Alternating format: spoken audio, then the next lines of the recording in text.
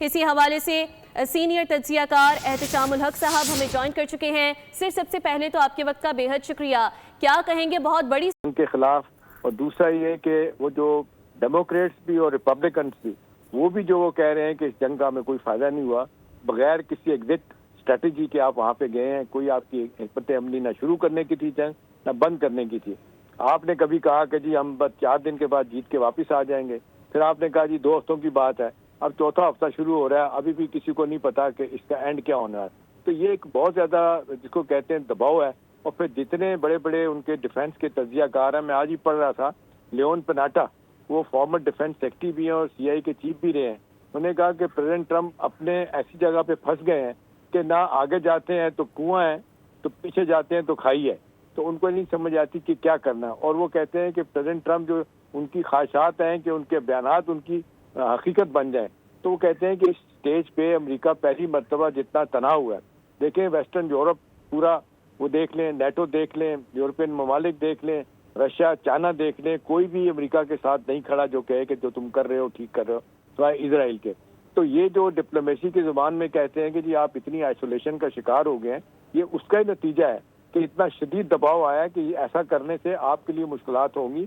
اور پھر جب GCC ممالک کے بارے میں ایران نے بڑا واضح طور پہ کہہ دیا ہے کہ اگر آپ نے یہ ہم پہ حملہ کیا اسٹیٹ آف ہارمز کھلوانے کے لیے، تو پھر ہم یہ کہ GCC ممالک پہ پھر بھرپور حملے کریں گے۔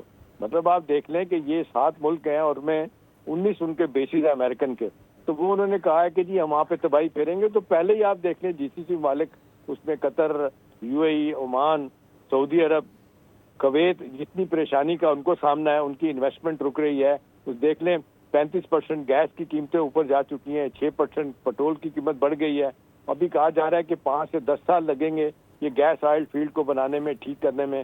یہ مشترکہ پارس کا جو گیس فیلڈ ہے جس کو شیئر کرتے ہیں ایران بھی اور قطر بھی، وہاں پہ ان کی مشکلات بڑھ گئی ہیں۔ تو اب لوگ یہی کہہ رہے ہیں کہ جی یہ طریقہ تو ناکام ہو گیا آپ کا، آپ کو تو کوئی ثالثی تلاش کرنی چاہیے، آپ کو ایک فیس سیونگ چاہیے۔ پریزیڈنٹ ٹرمپ کو لوگ کہہ رہے ہیں، وہ کہہ رہے ہیں کہ یہ طریقہ کار بالکل ٹھیک نہیں ہے کہ آپ تڑی سے، بدماشی سے، دھونس دھاندلی سے آپ کہیں کہ جی ہمیں کسی کی ضرورت نہیں ہے، امریکہ is the most strong country, strongest country in the world. وہ کہتے ہیں یہ آپ کا سودا نہیں بکا، اور نتیجہ تن پبلک بھی یہ کہہ رہی ہے۔ ابھی دیکھنا ہے وہاں پہ جو پیٹرول کی پرائسز بڑھ گئی ہیں، ہمیشہ دیکھیں $1.85 کی ایک گیلن تھا، وہ ایک دم سے آپ دیکھ لیں 4 گیلن کا ہو گیا ہے۔ تو لوگ تو وہاں پہ بلا اٹھے۔ اسی طرح کموڈیٹی پرائس بڑھ گئی ہیں پوری دنیا میں۔ آپ دیکھ لیں کہ یہ جو بند ہوئی ہے اسٹریٹ آف ہارمز، اس سے لوگوں کو نقصان ہوا ہے۔ 20% تیل یہاں سے 22% تیل گزرتا تھا۔ تو اب یہ کہ یہ اس دباؤ کے تحت آنے کا پریزیڈنٹ کو کہا گیا کہ جی اگر آپ نے نہیں کرنا تو کم از کم آپ اس کو پینڈ کریں، ڈیلے کریں 4 دن 6 دن کے لیے، اس کے بعد فیصلہ کریں۔ ان دا مین ٹائم آپ کو جو اوپینین دی جاتی ہے اس کے مطابق کام کریں۔ اور جو امریکی میڈیا پینٹ کر رہا ہے وہ تو یہ کہہ رہا ہے کہ ان کی جتنے ملٹری مائٹس ہیں، جوائنٹ چیئرمین سٹاف ہیں، باقی لوگ ہیں، انہوں نے اس سے پریزیڈنٹ ٹرمپ کی اس بات سے ایگری نہیں کیا تھا کہ ہمیں جنگ میں جانا چاہیے۔ وہ بھی یہ کہتے ہیں کہ جی آپ نے بائی پارٹیزن اپروچ کوئی نہیں لی، ڈیموکریٹس کو اعتماد میں لیا، ریپبلکنز آدھے ان کو اعتماد میں نہیں لیا، آپ نے کانگریس کی اپروول نہیں لی، دونوں حال جو ہیں ان کے ہاؤس ہیں، سینٹ اور ہاؤس آف ریپرزینٹیٹو، آپ نے یونائٹڈ نیشن کا کور کوئی نہیں لیا۔ آپ کے الائز بھی یہ سوال کر رہے ہیں، وہ کہہ رہے ہیں کہ جی ہمارے لوگ پوچھتے ہیں کہ آپ نے پریزیڈنٹ ٹرمپ کا ساتھ کس لیے لیا۔ یعنی دیکھیں برطانیہ جس کے بارے میں ہمیشہ کہا جاتا ہے کہ وہ امریکہ کا پوڈل ہے، کتے کے بچے کو کہتے ہیں، وہ کہتے ہیں وہ بھی اس دفعہ کھڑا ہو گیا، انہوں نے کہا جی ہم نہیں کر سکتے۔ تو پریزیڈنٹ ٹرمپ نے تو کیئر سٹارمر جو پرائم منسٹر ہے برطانیہ کو، اس کو کہا کہ جی آپ میری مدد کریں، اپنے بیسز دیں، تو انہوں نے کہا جی مجھے I have to ask by parliament. وہ کہتا ہے تم تو پرائم منسٹر ہو، تمہیں کس بات کی ضرورت ہے پوچھنے کی۔ اب دیکھیں پریزیڈنٹ ٹرمپ جو ہے نا امریکہ کا صدر، بہت ہی مضبوط، بڑا طاقتور ہوتا ہے۔ پچھلے دنوں آپ نے دیکھا کہ اس کی جنگ کی حالت کو کم کرنے کے لیے، اختیارات کم کرنے کے لیے ایک بل پیش ہوا تھا، جو میجورٹی کیونکہ ان کے دونوں ہاؤسز میں ہیں ریپبلکن کی، تو وہ 8-10 ووٹوں سے وہ اپنا پاس نہیں ہو سکا ریزولوشن۔ اب تو لوگ یہی کہہ رہے ہیں کہ پریزیڈنٹ ٹرمپ کے لیے بڑی مشکلات ہیں، مڈ ٹرم الیکشن اگر ہار جاتے ہیں تو ان کی امپیچمنٹ کا خطرہ ہے۔ 2 دفعہ امپیچمنٹ ہوئی تھی پہلے، وہ کامیاب نہیں۔ اس دفعہ لوگ کہتے ہیں کہ ووٹر بھی ساتھ نہیں ہیں، اور ان کو یہ بھی پتا ہے کہ میں اگر الیکشن ہار گیا تو امپیچمنٹ ہوئی تو میں لوگوں کو جیل میں بھیج رہا ہوں، مجھے جیل میں جانا پڑے گا۔ تو یہ لگ رہا ہے کہ کہیں نہ کہیں یہ کوئی روڈ اویکننگ ان کو ہو رہی ہے کہ یار یہ غلط ہو گیا ہے، اس کو کسی طریقے سے واپس کیا جائے۔ اور زیادہ دباؤ جی سی سی ممالک کا ہے. وہ کہتے ہیں بھی ہمیں تو آپ نے سیکورٹی امبریلا دیا ہوا تھا, وہ امبریلا کدھر گیا؟ ہم نے تو آپ کو بلین آف ڈالر کی جس کو انویسٹمنٹ کی ہے. ابھی دیکھ لینا, یہ اسی حالیہ دور میں جب 5-7 مہینے پہلے گئے تھے پریزیڈنٹ ٹرمپ آپ کے آنے کے بعد اقتدار میں, تو وہ $3 ٹریلین کی انویسٹمنٹ جو ہے $1 ٹریلین ایچ UAE, قطر اور سعودی عرب نے وہاں پہ کی ہے, اور پھر دنیا جہاں کا اسلحہ ان سے خرید رہے ہیں. پھر انہوں نے کہا جی آپ نے تو لکھ کے دیا ہوا آپ کی سیکورٹی ہمارے ذمہ ہے, تو ہمیں تو ہر طرف سے نقصان ہے. تو میرا خیال ہے اب یہ ایک بہت بڑا موقع ہے, 4-5 دنوں میں ان کو سوچنا پڑے گا کیا کیا جائے. دیکھیں چائنا کو انوالو کرنے کی کوشش کی, کبھی چائنا اسٹریٹ آف ہارمز کھلوائے, وہ تو کہتا ہے جی کہ ہم نہیں کھلوائیں گے, اور رشیا پہلی مرتبہ کھل کے سامنے آ گیا, اس نے کہا جی ہم ایران کے ساتھ کھڑے ہیں. اب یہ بھی پتہ چل گیا کہ ایران, چائنا اور نارتھ کوریا وہ چین کو اپنا ایران کو اسلحہ بھی دے رہے ہیں, اور لڑائی سے پہلے بہت سا اسلحہ جو ہے کہتے ہیں وہاں پہنچا چکے ہیں. تو میرا خیال ہے اس وقت بہت ہی جس کو کہتے ہیں ڈیلیکیٹ پوزیشن ہے پریزیڈنٹ ٹرمپ کی, اور ان کو اب سمجھ نہیں آ رہی کہ میں کیا کروں. اس کو اسرائیل نے استعمال کیا ہے, اور آپ نے دیکھا ایپسٹین فائل جب سے نکلی ہیں وہ تو کہتے ہیں بہت عرصے کا پلان تھا. ابھی دیکھ لیں 20-22 سال سے نیتن یاہو جو اسرائیل کا پرائم منسٹر ہے, اس نے پچھلے 3 صدور کو بیچ میں ملا کے امریکہ کی کوشش کی کہ ایران پہ حملہ کیا جائے, تو انہوں نے منع کر دیا. اس کو منع کرنے کی کوشش کی, اور یہ نہیں, پہلے نہیں مانا تھا, اور جب مانا جب اس کو بتایا گیا کہ ابھی ایپسٹین فائل پہ بہت کچھ ہے تمہارے خلاف, تو وہ اس کو اب ایکسپلائٹ کر رہے ہیں, بلیک میل کر رہے ہیں. تو لگتا ہے کہ آنے والے دنوں میں شاید وہ کوئی سینس پریویل کر جائے امریکہ کے صدر کے اوپر, اور وہ جنگ سے پیچھے ہٹ جائیں, اور کوئی تلاش ایسا تجزیہ کریں کہ وہ ثالثی کروا کے وہ ون ون سچویشن کروا کے پیچھے ہٹ جائیں. لیکن دوسری طرف ایران کا موقع بھی بڑا سخت ہے, وہ کہتا ہے جی معافی بھی مانگیں, ہمارا سارا نقصان بھی پورا کریں, اور یہ گارنٹی کریں کہ آئندہ ہم پہ حملہ نہیں ہوگا. وہ بھی سخت شرائط ہے.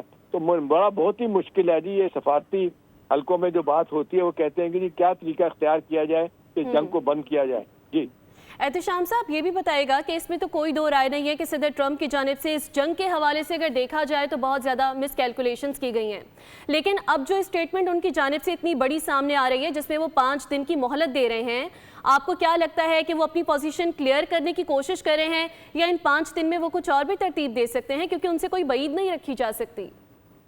آپ کی بات ٹھیک ہے, کیونکہ عمان کے فارن منسٹر جو ثالثی کروا رہے تھے, جو جنیوا پہ بات چیت ہو رہی تھی, وہ تو کہتے ہیں, بلکہ انہوں نے اکانومسٹ میں آرٹیکل لکھا ہے عمان کے فارن منسٹر نے, کہ ہماری تو بات چیت ہو گئی تھی, اور ہم تو بالکل, ہم نے تو وہ پین بھی خرید لیے تھے بڑے ہسٹورک قسم کے, جنہوں کے اوپر سائن کرنا تھا کہ جنگ بندی ہو گئی ہے, یا ہمارا معاہدہ ہو گیا ہے. جنگ بندی نہیں, ہمارا معاہدہ ہو گیا ہے نیوکلیئر کے معاملے میں, ان کے میزائل کے پروگرام میں ایران کا اور امریکہ کا.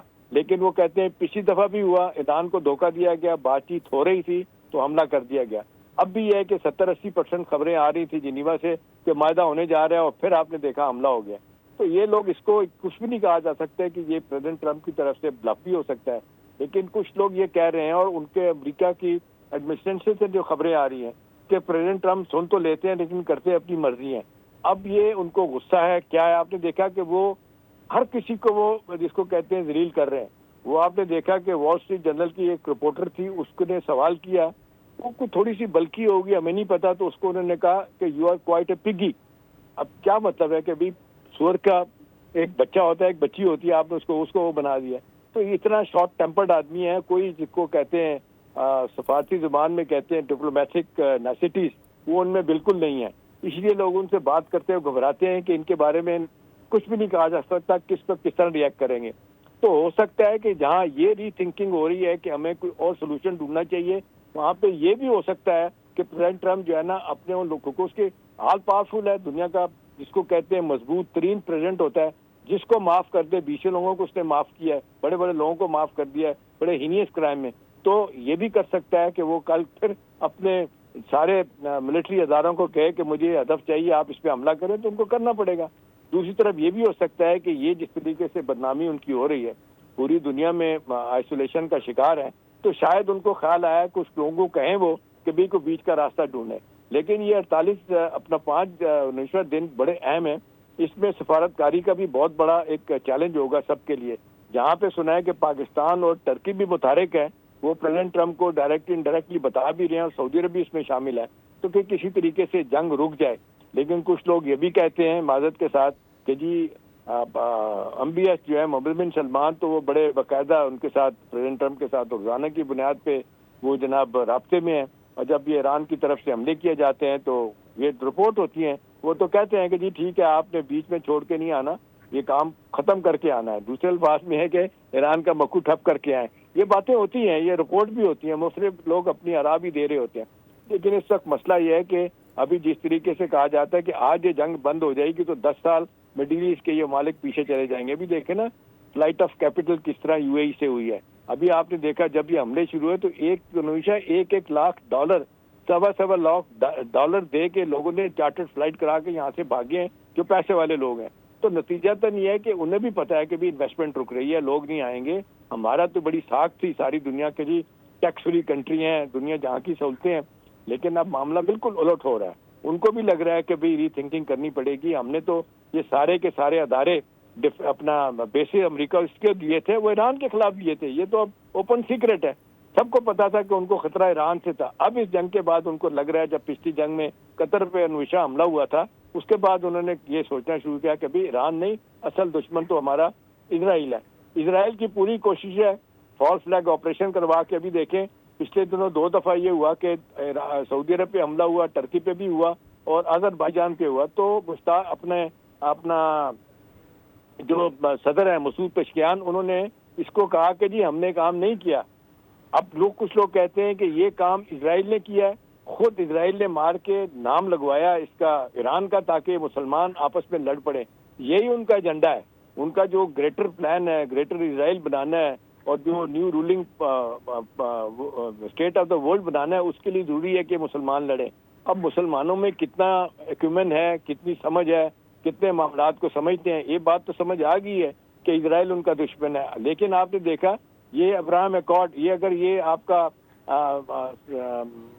7 اکتوبر کو جو 2023 کو حماس نے حملہ کر کے 1200 لوگوں کو مارا تھا اسرائیل کے, اور اس کے بعد انہوں نے جو 70,000 بندے مارے, کچھ لوگ کہتے ہیں یہ تو پراکسی کے طور پہ کام کرتے ہیں حماس. یہ وہی کام ہوا جو 9/11 کے بارے میں کہتے ہیں کہ امریکہ نے خود کروایا.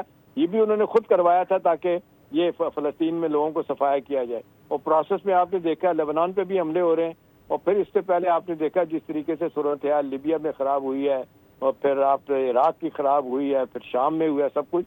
وہ تو کہتے ہیں اسرائیل تو اس چکر میں ہے کہ کسی طریقے سے لڑیں اور اس کو اتنے کمزور ہو جائیں, اور ان کا جو ایجنڈا ہے کہ جی ہم پورے مڈل ایسٹ میں سپر پاور بنے.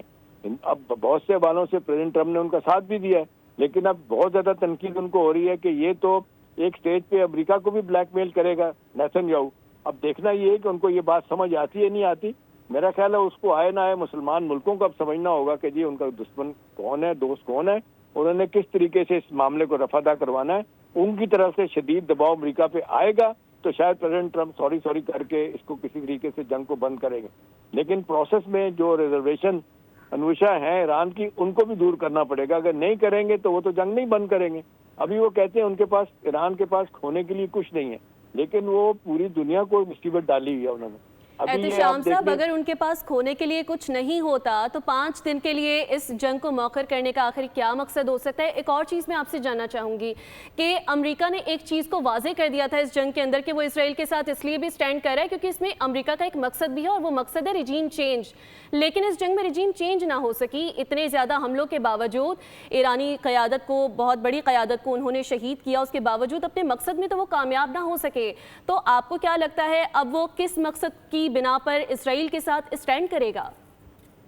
دیکھیں نوشا, یہ امریکہ میں یہ بڑے پیمانے پہ تھنکنگ ہو رہی ہے کہ یہ جو رہنما آیت اللہ خمینائی کو مارا گیا ہے نا, اس کے مارنے کے بعد پوری ایرانی قوم جو ہے نا وہ کھڑی ہو گئی ہے, اور وہ یہ جو ایکسٹریمسٹ جو رجیم ہے یا ریلیجس رجیم ہے ان کے پیچھے کھڑی ہو گئی ہے.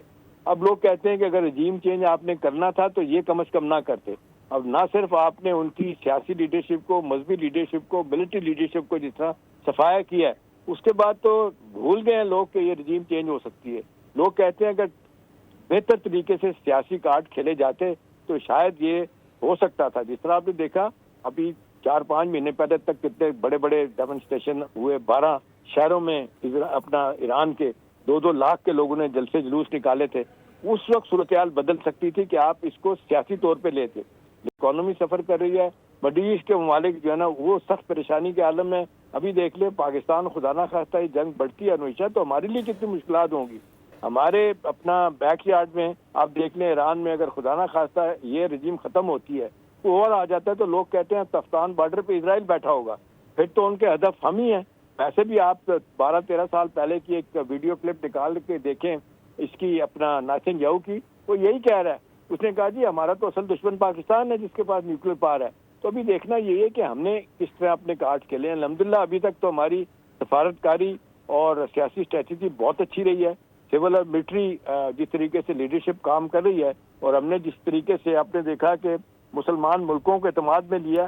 آج دیکھیں سعودی عرب کے بعد انڈونیشیا، اب دنیا کے اور 8 اسلامی ملک بھی جو ہے نا وہ چاہتے ہیں اس میں یہ ڈیفنس کا پاکستان کے ساتھ معاہدہ کریں، انکلوڈنگ بنگلہ دیش۔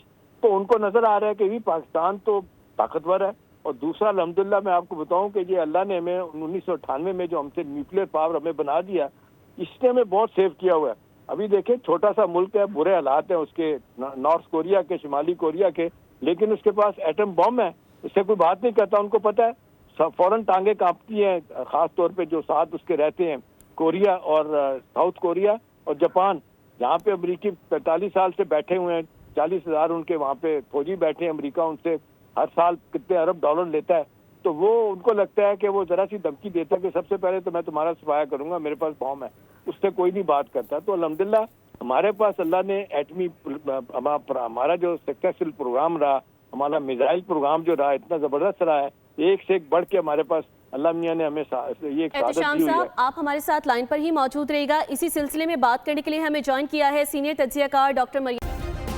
سبسکرائب کریں اور بیل دبائیں تاکہ کوئی خبر رہ نہ جائے۔